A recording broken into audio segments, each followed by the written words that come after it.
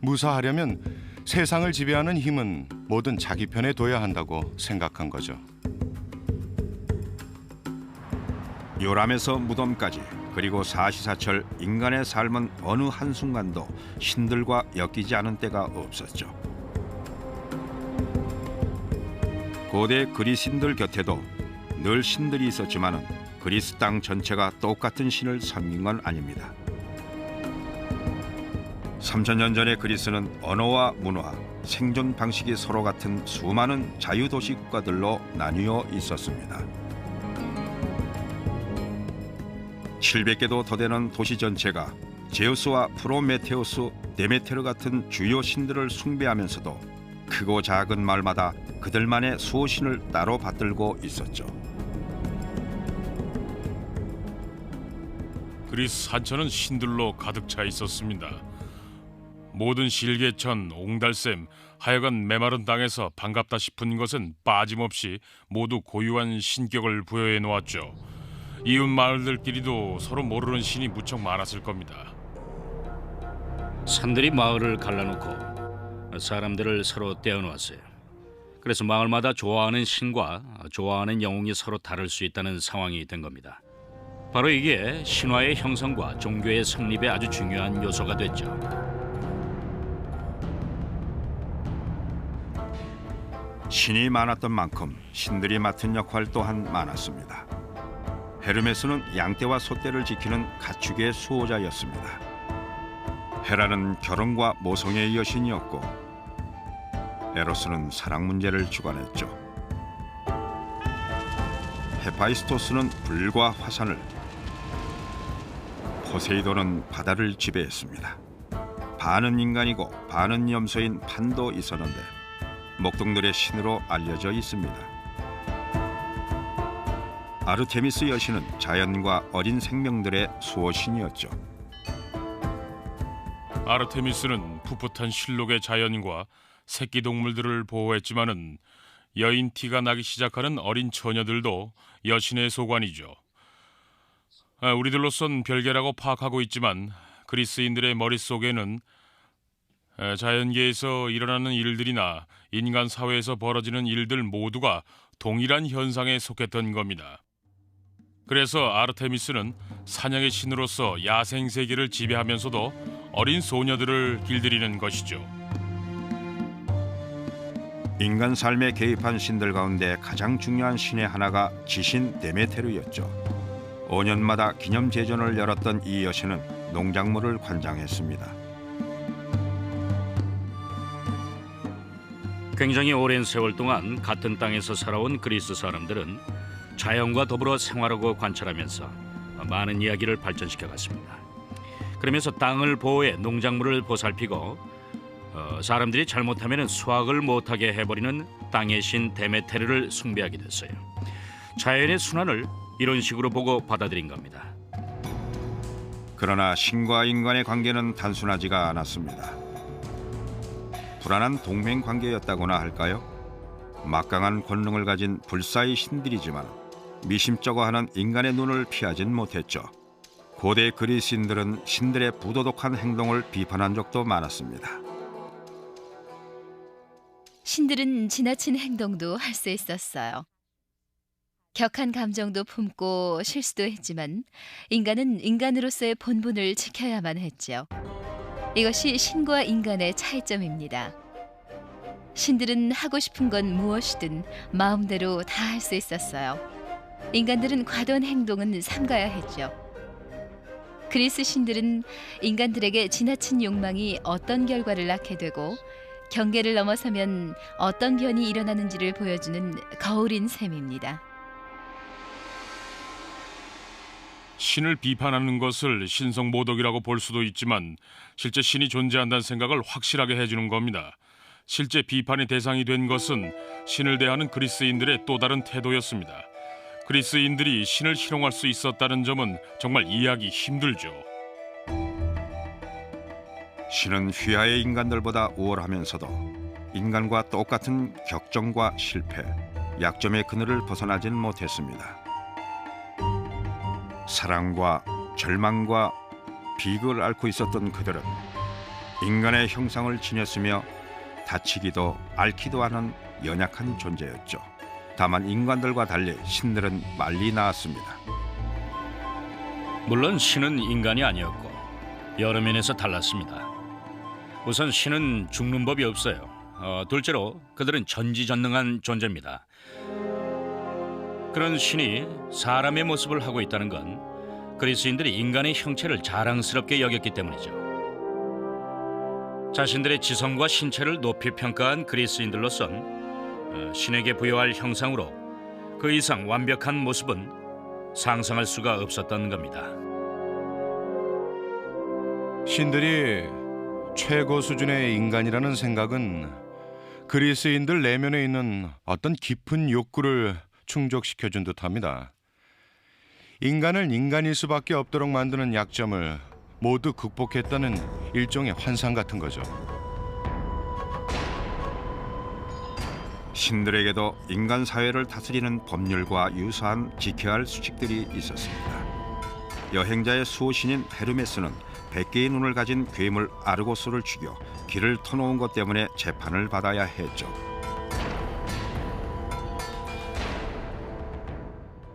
살해를 저질러 신성을 더럽혔으니 재판을 받아야 했던 거죠. 신들의 투표 방법은 그의 발치에 돌멩이 하나씩을 놓는 거였는데 곧 돌무더기가 쌓여 돌기둥이 됐답니다. 비록 완벽하지 않은 신들이었지만은 그들의 권능은 경시할 수 없을 만큼 막강했습니다. 사람들은 절대로 신들에게 무례를 범한다든지 신들과 동격으로 여기거나 거만을 떨지 않도록 늘 조심해야만 했습니다. 그런 행동은 큰 재난을 몰고 왔죠.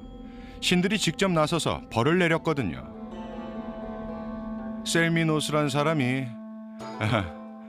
마차를 타고 가면서 방패인지 뭔지 하여간 소리 나는 걸 두드려 천둥 소리를 흉내내고 자기가 제우스라고 말하다가 그 즉시 벼락에 맞아 죽었다는 이야기가 있습니다.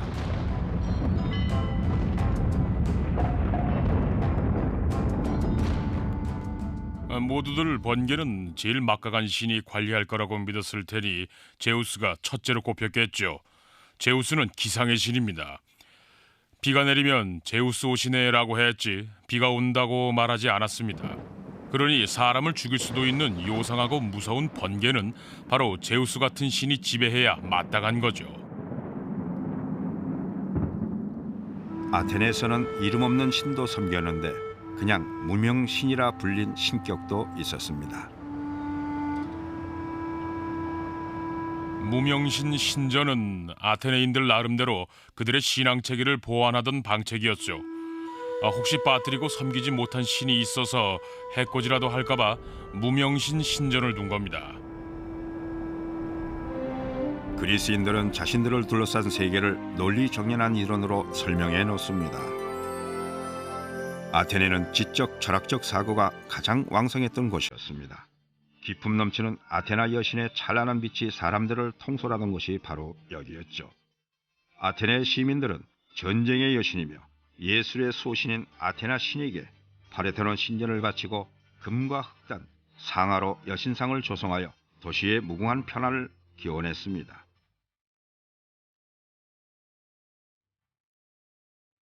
지상에 세워진 최고의 건축물 중 하나인 이곳은 참비객들의 발길이 그칠 날이 없었습니다.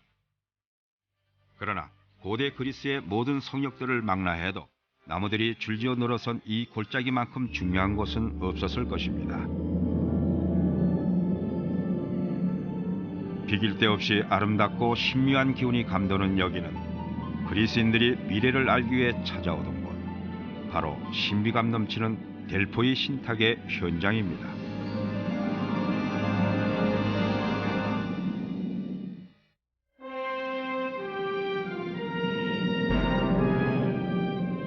여기는 올림피아입니다. 2500년 전에는 이곳에 12m 높이의 신상이 서 있었죠. 금과 상어로 만들어진 그 신상은 고대 세계 7대 불가사의 중 하나였습니다.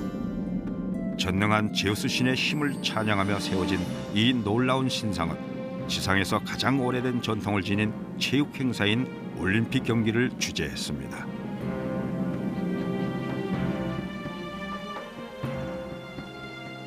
(4년마다) 도서 지역과 이탈리아를 포함한 세계 전역의 그리스인들이 올림피아에 모여 이 제전을 거행했죠.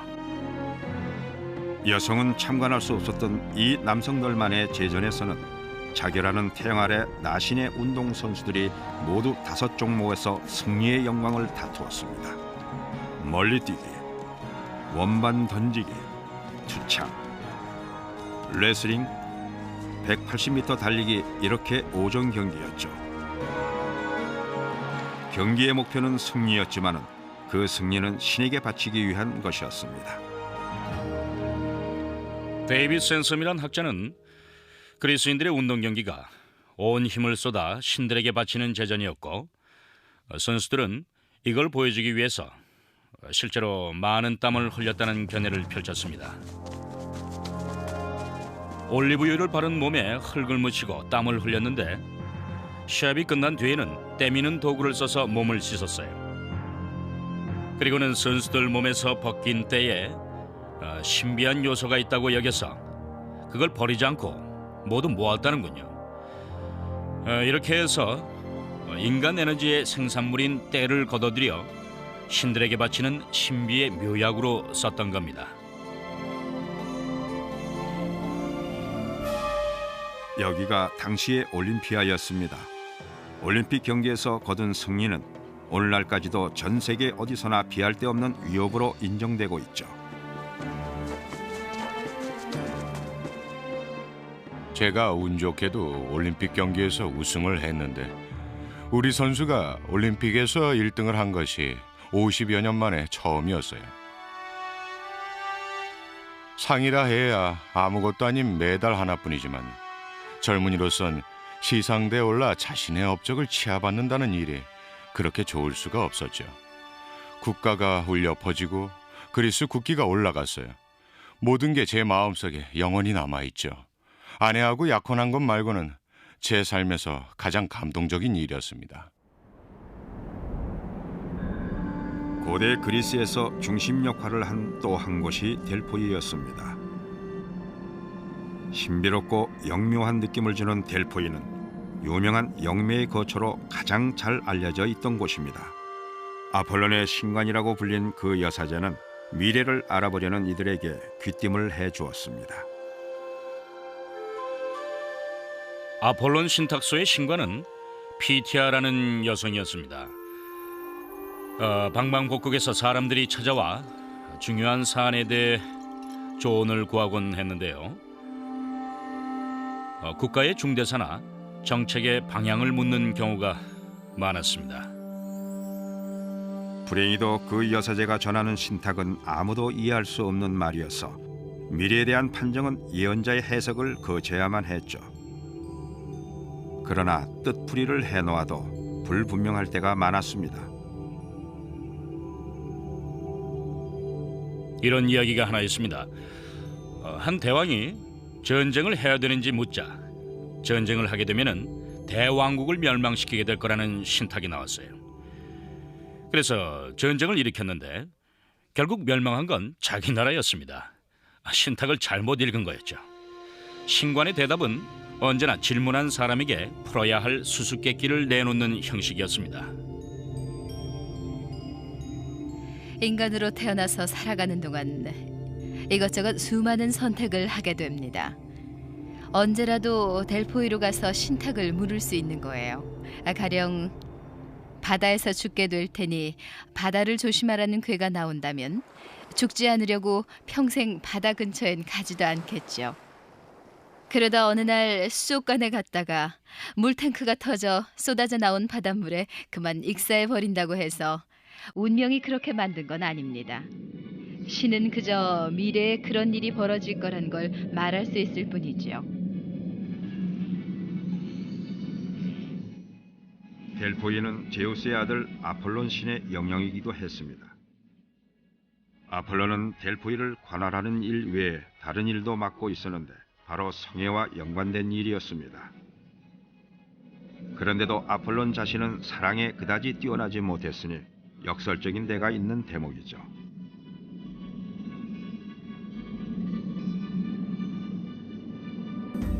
아폴로는 아름답습니다. 아프로디테가 최고의 미녀라면 그는 최고의 미남이지요. 제일 가는 운동선수에다 노래도 아주 잘 부르고 건장하며 활솜씨도 훌륭해요. 인간으로 치면 더할 나위 없이 완벽한 남성상인데도 아주 슬픈 인생을 살죠. 수도 없이 사랑에 빠지지만 어떤 여자도 그를 원치 않거든요. 어떨 땐 처녀들한테 강제로 덤벼들려고 한 적도 있었습니다.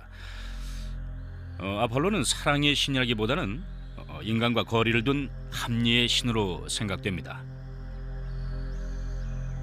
아마도 아폴론의 연애 행각 가운데 가장 비극적이었던 것이 트로이 왕의 딸 카산드라를 향한 사랑이었을 겁니다. 그리스 신화에 나와 있는 아폴론과 카산드라의 슬픈 사랑이 역사의 흐름에 직접적인 영향을 미쳤죠. 트로이의 공주 카산드라에게 반한 아폴론이 자기와 동침을 하면 예언자의 능력을 갖게 해주겠노라고 말했어요. 그녀가 승낙해서 예언의 힘을 주고 나니 카산드라는 발뺌하며 거부했죠. 그래서 아폴로는 그녀의 예언을 아무도 믿지 않게 만들어버렸습니다. 호메로스의 이야기에 따르면 사랑 싸움 같아 보이는 이 대수롭지 않은 일이 후에 고대 세계의 한 전쟁에서 중요한 역할을 했습니다. 바로 트로이 전쟁이었죠. 호메로스의 그리스 신화는 그리스인들이 하나로 똘똘 뭉쳤던 영예로운 시절을 말해주고 있습니다. 그들은 원정을 나가 트로이와 싸웠어요. 호메로스에 의하면 이 전쟁은 트로이 왕 파리스가 그리스의 아름다운 왕녀를 납치하면서부터 시작됩니다. 격분한 왕과 그의 형제들은 그리스 세계의 모든 지도자들을 불러 모아 트로이 공격에 나서게 하죠.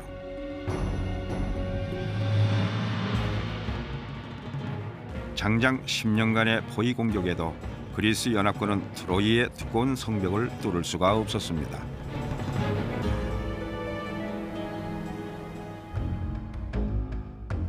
그러다 오디세우스란 그리스 장군이 역사에 길이 남게 될 뛰어난 계책을 들고 나옵니다.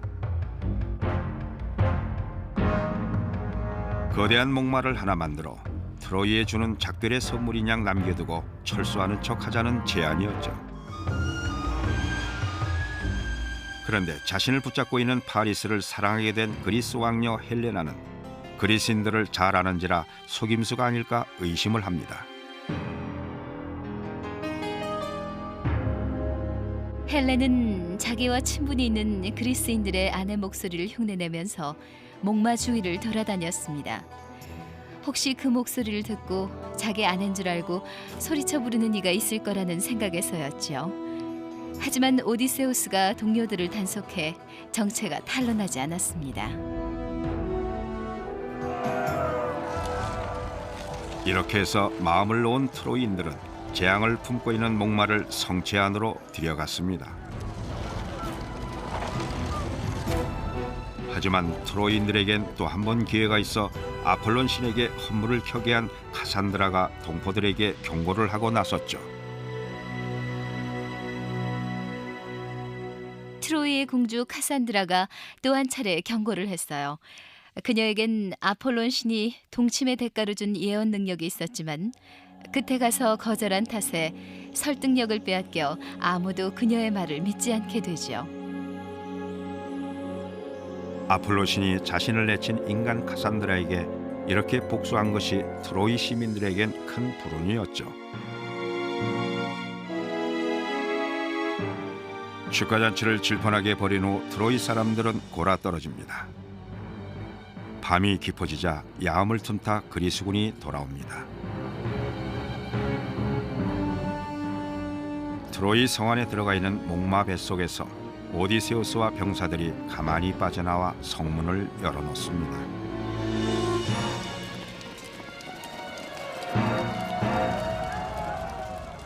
열린 성문으로 그리스군이 쏟아져 들어와 도시를 폐허로 만들어 버리죠.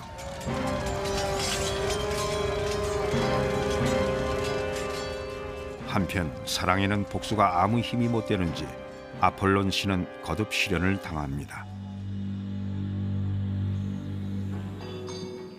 델포이를 지배한 또 다른 신 디오니소스는 사랑 게임에서 번번이 쓴잔을 든 아폴론과는 정반대였죠. 디오니소스는 여복이 아주 많을 것 같은 그런 분위기에 쌓여 있었습니다. 술의 신으로 알려져 있고요. 또 그 밖에도 포도나무의 신에다 또 초목의 신이며 또 바다의 신이기도 한 디오니소스는 흘러 움직이는 유동체적 요소를 가진 신으로 묘사돼 왔습니다. 한 사람 한 사람을 열광하게 만들 수 있는 신이니 정말이지 딱 어울리는 표현이죠.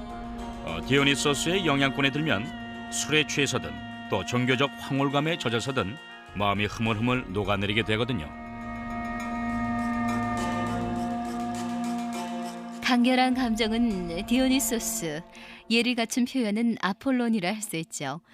물론 이 생각은 고전주의와 낭만주의를 가늠하는 잣대만큼이나 널리 알려져 있지만 확실한 근거는 없습니다. 하지만 고대인들은 아폴론과 디오니소스를 결부시키는 것이 아주 적절하다고 여겼죠. 아폴론이 델포이를 떠나 있는 겨울 석 달 동안은 디오니소스가 그를 대신했어요. 디오니소스는 사회적 무질서의 신이자 가장 훌륭한 민주제의 신이기도 한 반면 아폴로는 질서의 신입니다. 고대 그리스 신들의 이야기가 흔히 그렇듯 여기도 교훈적인 내용이 담겨 있습니다. 이 이야기에서는 정반대인 아폴론과 디오니소스를 대비시켜 가르침을 전하고 있죠. 디오니소스는 여자들이 받들어 섬기는 신이었고 또 시골 지역에서 숭배한 신이에요. 여자들을 집 밖으로 불러내 배 짜는 일 따윈 다 걷어치우고 산 위로 올라가서 밤새도록 횃불을 들고 춤을 추게 합니다. 남자들은 이들이 만취했다고 생각했죠. 아폴로는 이성적인 신, 질서의 신으로 생각하게 됩니다. 델포이 아폴론 신전엔 어떤 것도 도가 지나쳐선 안 된다는 절제하라는 분위기가 감돌았죠.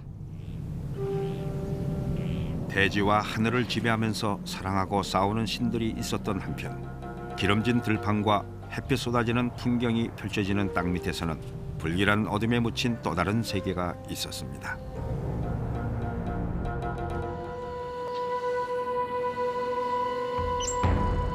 옛 그리스인들은 죽은 사람을 땅에 묻거나 화장을 했습니다.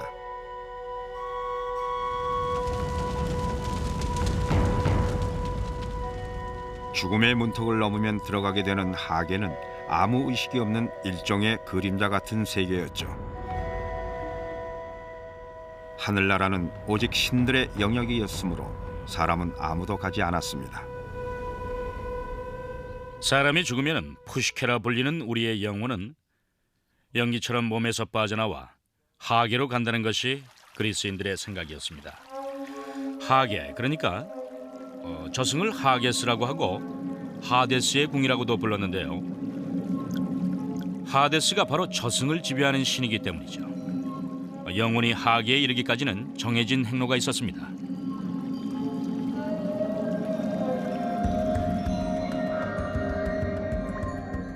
그 길은 증오의 강이라는 전설의 스틱스 강으로 이어졌고 강변에는 영혼을 나룻배에 태워 건네줄 카론이라는 사공이 있었습니다. 그 강을 건너려면 카론에게 은화 한두 잎의 뱃삭을 내야 했는데 바로 그 때문에 시신의 입에 조화를 물리게 된 겁니다. 지하 세계에 도착하면 맨 처음 만나는 것이 정문을 지키는 머리 셋 달린 개 케르베로스입니다. 죽은 사람은 그냥 들여보내지만 만약 산 사람이 들어가려 하면 산채로 잡아먹어버리죠.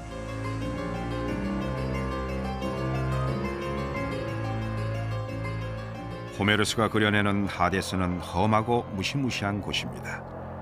삭막하게 그지없고 하데스 신전 같은 것도 없는 사자들의 세계는 인간의 영혼이 끝없이 헛된 꿈에 시달리는 것으로 그려져 있습니다.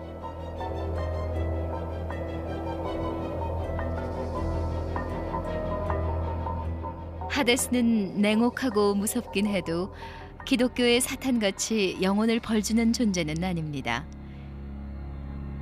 그리스어 푸시켄은 숨쉬다라는 동사 푸시켄에서 파생된 단어로 숨을 뜻하죠.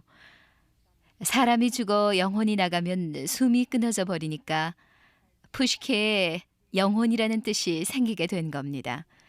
그리고 저승에 간 영혼은 아무 의식이 없죠. 하계 저승은 두 단계로 이루어져 있습니다. 인간의 영혼이 사후에 곧바로 가게 되는 곳이 에레보스코. 거기서 더 깊이 내려가면은 무서운 타르타로스가 있죠. 신을 받들지 않았던 오만하고 난폭한 영혼들은 무섭기 짝이 없는 타르타로스로 떨어져 버립니다.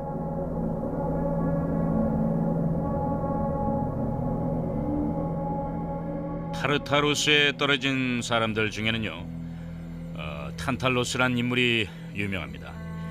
탄탈로스는 머리 위로 과일 나뭇가지가 늘어져 있고 강물이 턱까지 잠겨 있으면서도 영원히 목마름과 굶주림의 고통을 겪어야 했죠. 강물을 마시려고만 하면은 물이 빠져버리고 머리 위에 과일을 따려고만 하면은 나뭇가지가 올라가 버렸거든요. 감질나게 하다란 뜻의 영어 단어에는 영원히 애만 태우고 있는 그의 이름이 들어가 있습니다. 이런 식으로 신과 신들의 이야기는 삶에 갖가지 순환 주기의 의미를 부여하고 사후세계의 가능성까지도 열어놓았습니다. 또한 그리스인들의 도덕과 윤리체계 확립에도 도움을 주었죠. 이 이야기들을 바탕으로 당대 최고의 선진 문명들 가운데 하나였던 고대 그리스에서 마침내 새로운 예술 형태인 연극이 탄생하기에 이릅니다. 에우리피데스, 소포클레스, 아리스토파네스 같은 후대 극작가들이 이 웅장한 이야기들을 연극으로 꾸며 모든 시대 사람들이 생생히 체험할 수 있게 해놓은 겁니다. 그리스 사람들에게 있어 문학과 종교적 믿음은 그 관계가 대단히 복잡합니다. 우리가 기억해야 할 점은 그리스인들의 문학, 특히 시는 엘리트 계층의 전유물이 아니었다는 사실입니다. 애당초 읽기 위한 것이 아니었거든요. 사람들 앞에서 공연을 했던 터라 누구나 접할 수가 있었죠.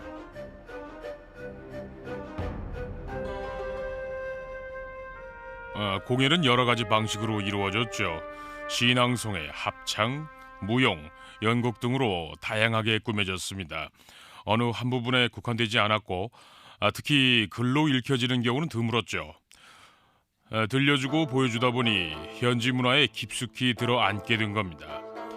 그저 몇 안 되는 사람들만 읽고 마는 것이 아니라 모두가 보고 들으며 즐기던 것이었죠. 몇몇 초기 작가들은 신들의 행위를 비판 대상으로 삼아 극과 시를 썼고 후대 철학자들도 그런 신들을 호되게 비난했습니다.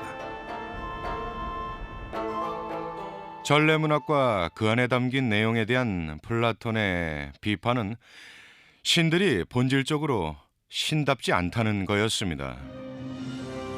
아마 플라톤은 훌륭한 신은 어떠해야 한다는 자신의 생각 때문에 그런 이야기들이 거북했을 테죠. 에우리피데스의 비극 작품들에서도 그와 같은 비판 의식이 보이는데 자신이 극으로 만든 신화에서 신들이 보여준 행동은 실제로 해서는 안 된다는 생각을 드러내고 있습니다. 이온 같은 작품을 보면은 분명히 아폴론 신을 성범죄자로 그리고 있으니까 신의 가치에 대해 의구심이 생기기 시작하죠. 어떤 철학자들은 이 연극의 교훈이 보상이라고 믿고 있습니다. 끝장면에 가면은 피해를 당한 여자가 아폴론 신의 아들 이온을 낳고 이온은 자라서 도시국가 아테네의 지도자가 됩니다.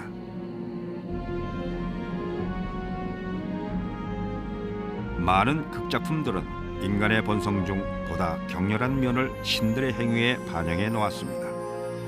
성욕과 사랑은 미와 사랑과 다산의 여신 아프로디테의 소관이었습니다. 아폴론과 똑같이 아프로디테도 난잡한 생활을 했죠. 아프로디테는 전쟁의 신 아레스와 관계를 맺고 그 결합을 통해서 전쟁에도 관여하게 됩니다. 이들 둘은 유명한 연인 사이죠. 아프로디테는 사실 대장장이의 신 헤파이스토스의 아내입니다.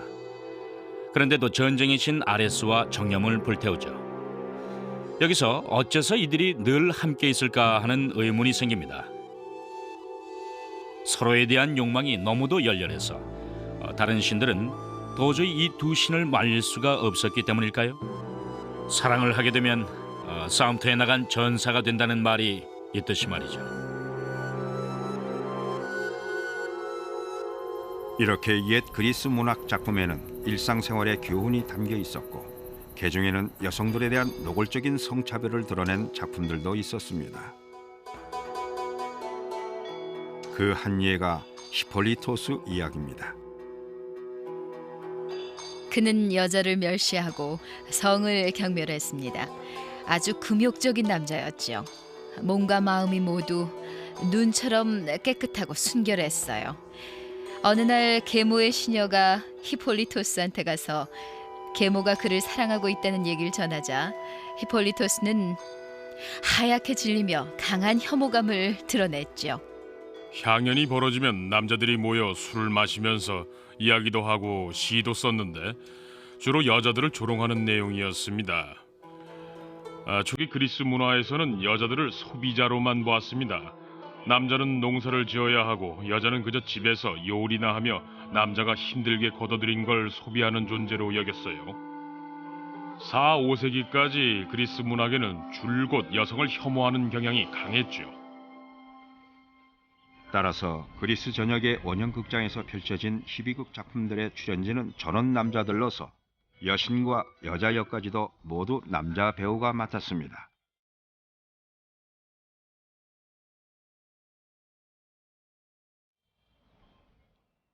그러나 그리스인들만이 신과 영웅들의 얘기에 열중한 것은 아니었습니다.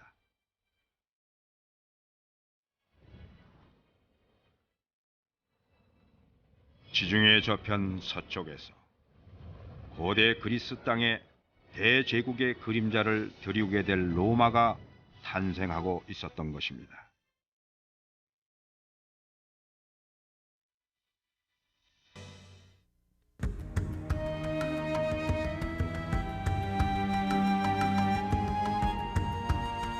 고전기 그리스 자체가 그랬듯 그리스 신들도 시간의 횡포와 변화의 위력에 굴복하고 말아 끝내는 아득한 태고의 역사 속으로 빠져들게 됩니다. 그러나 그리스 신들이 완전히 사라진 건 아니었습니다. 우리네 종교하고는 아무 상관이 없지만 지금도 우리는 그들의 이야기를 읽습니다. 세상 이치가 어떻게 돌아가고 인간이 어떤 존재인가를 말해주는 재미있고 풍성한 신화 이야기에 반해서 현대에 와서도 연구의 열기가 식지 않고 있는 겁니다. 이런 현상은 아마도 우리 모두의 가슴 속에 이야기를 지어내고 싶은 욕망이 있고 그렇게 해서라도 세상을 이해하려는 욕구가 있기 때문이 아닐까요? 그리스 신화가 그 숱한 세월의 벽을 넘어 우리들한테까지 전해진 것은 위대한 시인들과 극작가들의 입담만을 통한 것은 아니고 다른 여러 문화가 줄줄이 그 통로 역할을 한 것입니다. 그 첫 번째 주자는 서쪽 멀리 떨어져 있으면서 그리스가 줄 수 있었던 많은 것을 듬뿍 빨아들인 로마였죠. 로마인들은 기원전 3세기 때 그리스 신들을 접하게 되면서 신앙을 전보다 더 중요하게 여기게 됩니다. 그 전에도 오랫동안 문화적인 접촉은 있었어요. 로마인들은 그리스가 자신들에게는 없는 어떤 품격을 지녔다고 여겼죠. 그래서 올림포스 신들의 이야기를 가져다 위상이 높은 그리스 신들에게 자신의 신들을 맞춰 놨습니다.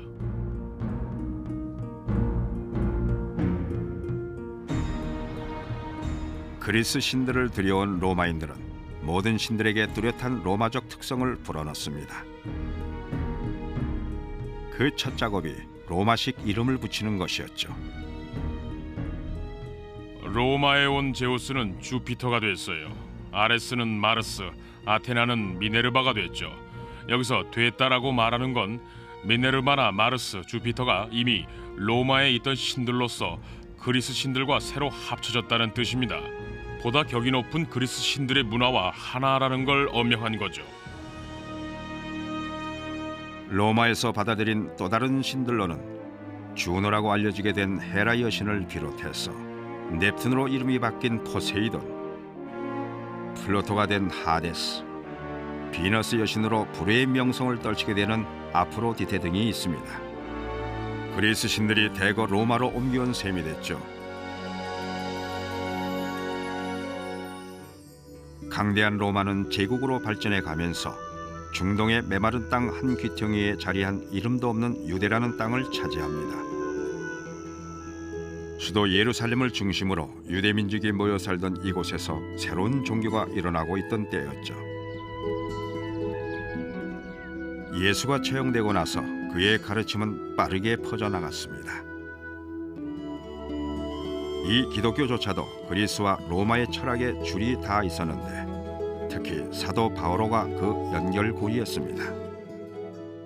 바오로는 그리스의 영향력이 우세했던 로마 시대의 교육을 받았습니다. 그가 남긴 편지들을 보면 에우리피데스를 여러 번 인용하고 있죠. 나중에는 초기 기독교들이 그레코로만 세계의 지식층에게 기독교 신앙을 이해시키기 위한 방편으로 플라톤 철학을 이용하게 됩니다. 지금도 동방교회인 그리스 정교회는 기원전 4세기 때 플라톤이 쓴 글에 나오는 신비주의적 사고가 남아있죠.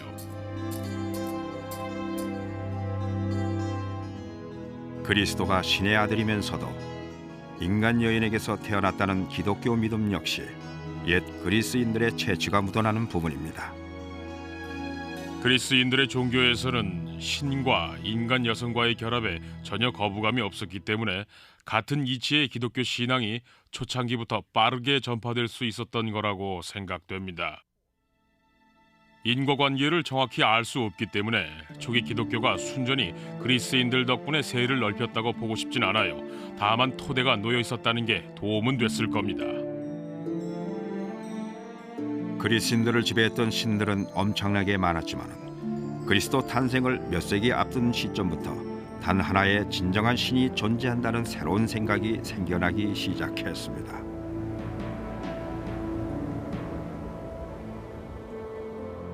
그리스 세계가 유일신 쪽으로 방향을 바꾼 게 기원전 3세기에서 4세기쯤으로 생각되는데요. 이 무렵은 철학이 발달하면서 플라톤과 아리스토텔레스 같은 철학자들이 신화 속에 나와 있는 그리스인들의 신앙에 회의를 느낄 때였습니다. 하지만 이들도 최상의 도덕적 이상이며 전지자인 최고신에 대한 믿음은 있었죠. 고대 그리스에서 일어난 유일신을 향한 이러한 움직임을 사도 바오로는 놓치지 않았습니다. 하루는 바오로가 아테네의 아레오파고스 동산 위에서 그리스 시민들에게 연설을 하고 있었습니다. 그곳은 최고 재판소가 있던 곳이었죠. 아레오파고스 한가운데 서서 바오로는 말했다. 아테네 시민 여러분, 여러분들은 매사에 미신이 지나칩니다. 길을 가다 여러분들이 섬기는 신상들을 보았는데 알지 못하는 신에게 바치는 제단이 있더군요. 여러분이 알지도 못하고 숭배해온 그 신을 제가 설명해드리겠습니다. 그 신께서는 이 세상과 그 안에 있는 만물을 만드셨습니다. 그리고 한 사람에게서 모든 민족을 만들어 온 땅 위에 살게 하신 분입니다. 사도행전 17장 22절. 그리스적 정신을 형성하는 데 가장 막대한 영향력을 행사한 요소 중 하나는 죄악에 대한 인식이었습니다. 그러나 2000년 전의 죄의 개념은 초기 기독교도들의 믿음과는 판이하게 다른 것이었죠. 죄를 뜻하는 그리스 단어에는 목적을 달성하지 못하다, 실수하다, 잘못하다 등의 의미가 담겨 있습니다. 죄를 짓는다는 건 차원을 높여 생각하면은 인간이 하지 말아야 할 행동을 한다는 뜻이고, 또 단순하게 생각하면 할 일을 제대로 못하고 산다는 걸 의미하죠. 따라서 그리스인들로선 자기 본분을 다하지 못하는 게 죄였습니다. 수천 년이란 세월의 강이 가로놓여 있지만은 신들과 영웅들, 그리고 여러 딸림 신들의 웅장한 세계와 이들이 인간의 삶에 개입하여 엮어내는 원대한 성취와 쓰라린 패배의 이야기는 현대를 사는 우리한테도 큰 의미가 있습니다. 흥미로운 점은 그 옛날 그리스 사람들이 자신이 숭배한 신들을 인간과 똑같다고 생각했다는 사실입니다. 싸움, 시샘, 남녀 간의 부정한 관계, 행복, 진실, 평화 등 인간들의 삶에서 날마다 벌어지는 모든 걸 신들도 그대로 겪는다고 여긴 거죠. 그리스 신화의 세계가 이토록 오랜 시간이 지난 오늘에 이르기까지 사람들 마음속에 살아 숨쉬며 사람들의 사고방식에서 그 자취를 찾아볼 수 있게 된 까닭이 여기에도 있지 않나 생각합니다. 개별 이야기들을 집대성에 넣은 그리스 신화는 세상에 대해 아주 복잡한 견해를 펼치는데 낙관적인 면과 비관적인 면을 동시에 이야기하고 있어요. 전체적으로는 그리스 신화는 좋은 예가 되는 이야기들을 통해 현상계의 실체와 삶의 본질을 여러 다른 각도에서 비춰주면서 무엇이 중요하고 우리가 어디에 마음 써야 할지를 말해줍니다. 이런 이야기들이 주는 중요한 교훈 가운데 하나는 개인의 자율과 이에 대비되는 국가 혹은 법률이 강제로 부과하는 도덕성에 관해 인간이 끊임없이 품어온 의문, 즉 무엇이 국가사회 이론으로서 최상의 자세인가라는 대단히 어려운 문제에 대처하는 방법입니다. 그리스 신화와 전설도 이런 문제들을 다루고 있어요. 또 이들이 말하는 신들의 역할과 정체가 도무지 뭔지 모르겠다는 생각이 든다 하더라도 우리의 삶을 지배하고 있는 무한한 어떤 힘이 분명히 존재한다는 걸 우린 잘 알고 있습니다. 우린 그 힘이 무엇을 하는지 늘 관심을 가져야 합니다. 3000년 전의 그리스 사람들 얘기가 우리들에게 통할 수 있는 것도 세상에서 가장 어려운 의문, 영원히 풀리지 않는 의문들을 그들도 품고 있었다는 바로 그 사실 때문입니다. 한때는 이곳에 다른 세계가 있었습니다. 이곳 풍경 속에는 그 당시에 살았던 남신과 여신, 그리고 인간들이 여전히 살아 숨쉬고 그들의 이야기는 시간 여행을 계속합니다. 자신과 자신의 세계를 더 깊이 이해하려는 사람들의 노력이 있는 한 고대 그리스인들의 여정은 계속될 것입니다. 이 위대한 곳에 깃들여 있는 모든 신들이시여, 내 안의 영혼을 아름답게 만들어 주소서. 그리하여 겉으로 드러나는 나의 모든 것들이 내면의 인간인 내 자신과 평온한 조화를 이루게 하소서. 플라톤.